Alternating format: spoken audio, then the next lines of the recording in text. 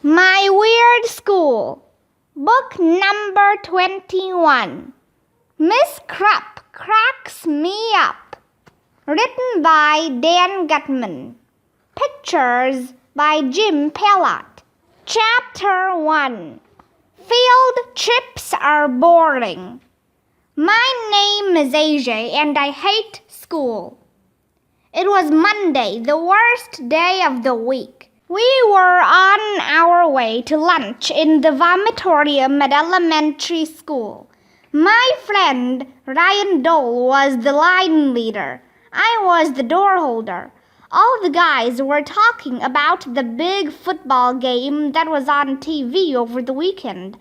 All the girls were gabbing about some girly stuff, like what color shoes they have. Enough chit-chat, said our teacher, Mrs. Daisy. Mrs. Daisy used to be Miss Daisy, but she went off and got married to our reading specialist, Mr. Mackey. So now we call her Mrs. Daisy. I just got some great news, she told us. Next week, our class is going on a field trip. Yay! Yelled all the girls. Boo! Yelled all the boys. I remember the last time we went on a field trip. It was totally lame. Do you know why? We went on a field trip to a field. How lame is that?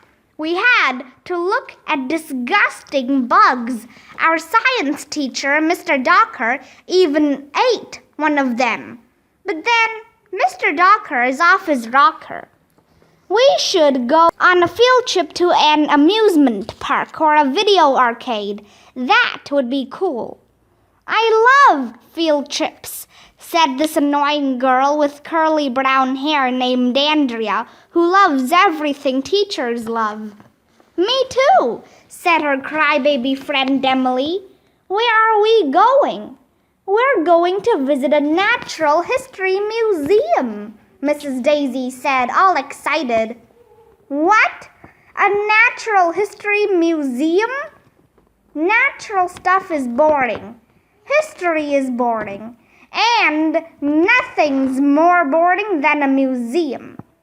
So a natural history museum is sure to be the most boring place in the history of the world. Now you know why I hate school. Chapter 2. Weird People. I grabbed a lunch table in the vomitorium with the guys. Andrea and some of the girls sat at the next table. Michael, who never ties his shoes, put straws in his nostrils and said he was a walrus. Neil, who we call the nude kid even though he wears clothes, put tater tots over his eyeballs. Ryan balanced his lunchbox on his head. Broccoli, I said as I opened my lunch bag. I'm not eating food that looks like a tree. I'll eat it, said Ryan, who will eat anything. Ryan even eats stuff that isn't food. He's weird. I don't want to go to a natural history museum, Michael said. What a snore, I told the guys. I bet they're going to tell us the history of rocks. Hey, rocks are cool, said Neil the nude kid. I have a rock collection at home. You collect rocks? I asked Neil. Why collect something that's just lying around on the ground? You might as well collect air. My uncle collects air, Ryan said. Whenever he goes on a trip, he brings an empty bottle along. He's got bottles of air from all over the world. Your uncle is weird, I told Ryan. One time, he couldn't find a bathroom and had to use one of his bottles, Ryan added. Ew, gross. See, I told you he was weird, I said. That's when little Miss I Know Everything opened her big mouth at the next table. Natural history isn't just about rocks and air, dumbheads, she said. It's about all the objects in nature, like plants and animals. So is your face, I told Andrea. Anytime anybody says something mean to you, just say, "So is your face." That's the first rule of being a kid. I wish some plants and animals would fall on Andrea's head, like a 400-pound piece of broccoli and a hippopotamus. Chapter 3. The Gigantosaurus. "Bingo boo," said our bus driver, Mrs. Cormel. "Limpuskadoodle." "Bingo boo," we all said as we piled onto the bus.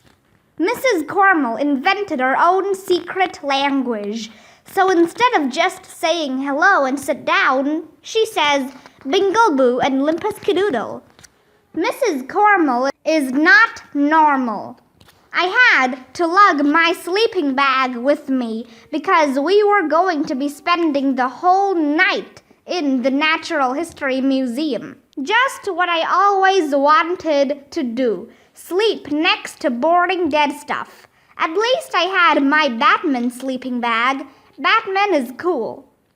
There were some grown-ups on the bus with us too. Mrs. Daisy and Mr. Mackey and Mr. Docker were all there. Ryan's mom, Mrs. Dole, came along as a chaperone. That's a fancy word that means a grown-up who hangs around with kids to make sure we don't have any fun. "Are we there yet?" I asked Mrs. Cormel as soon as she started driving. "No, AJ," she said. I kept asking Mrs. Cormel every 5 minutes if we were there yet. Anytime you're in a car or bus, always ask if you're there yet, even if you know perfectly well that you're not there yet. That's the first rule of being a kid. It took 1,100,000 hours to get to the Natural History Museum. "Pinkle Burfle Nubbin," announced Mrs. Cormel when the bus finally stopped. That means everybody get off the bus in Mrs. Cormel's secret language. As soon as we walked into the museum, we heard an announcement. "The museum will be closing in 5 minutes. "Yay!" I shouted. "We can go home." "That means everybody else has to go home, Arlo," said Andrea. "I knew that," I lied. I hate it when Andrea calls me by my real name. In the entrance of the museum, I looked up and saw the most amazing thing in the history of the world. It was a huge dinosaur skeleton that just about filled the whole room. Dinosaurs are cool. "Wow!" everybody said, which is Mom upside down. "It's a Gigantosaurus," said Andrea. "He was one of the biggest meat-eating dinosaurs in the world, even bigger than T-Rex." "That's right, Andrea," said Mr. Docker. "How did you know that?" "I read about the Gigantosaurus in my encyclopedia," said Andrea, all proud of herself. "He weighed 8 tons. "He should have gone to Weight Watchers," I said. "My mom lost 20 pounds that way." "Where do you think they got a Gigantosaurus?" asked Ryan. "They probably went to rent a dinosaur," Michael said. "You can rent anything." Next to the Gigantosaurus was a big bear that was standing up on its hind legs like it was about to attack. It was cool and scary. Ryan's mom and the other grown-ups told us to spread out our sleeping bags on the floor underneath Gigantosaurus.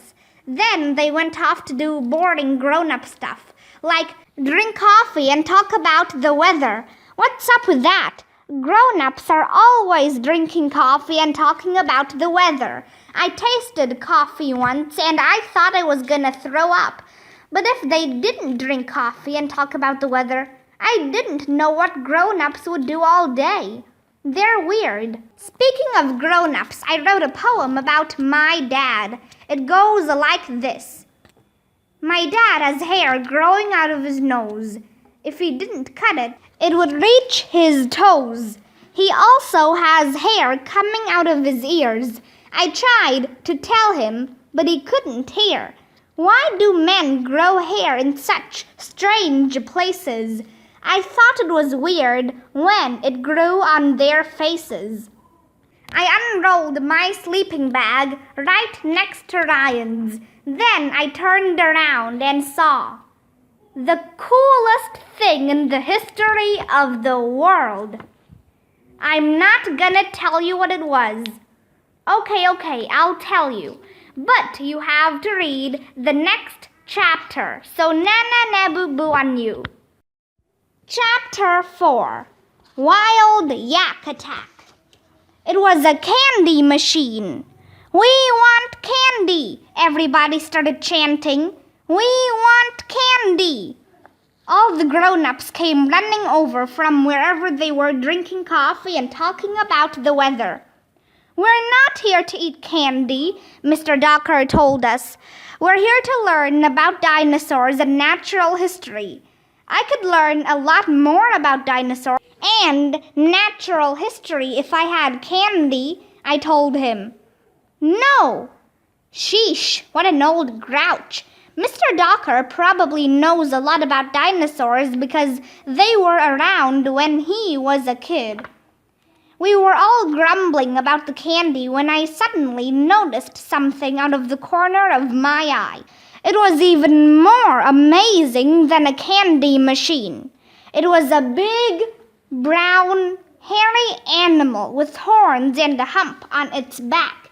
It was standing very still right next to us. What's that? Neil the nude kid asked. I don't know, said Mrs. Daisy, who doesn't know anything. It's a wild yak, said Andrea, who knows everything. I learned about it in my encyclopedia. Yaks live in Tibet. That yak wasn't here a minute ago, said Michael. Maybe it just walked over, said Emily. It can't walk over, dumbhead, I said. It's dead. Emily looked like she was going to cry. That girl will cry over any old thing. Hey, I think that wild yak just moved, said Neil the nude kid. It didn't move, I told him. It stuffed, just like the bear.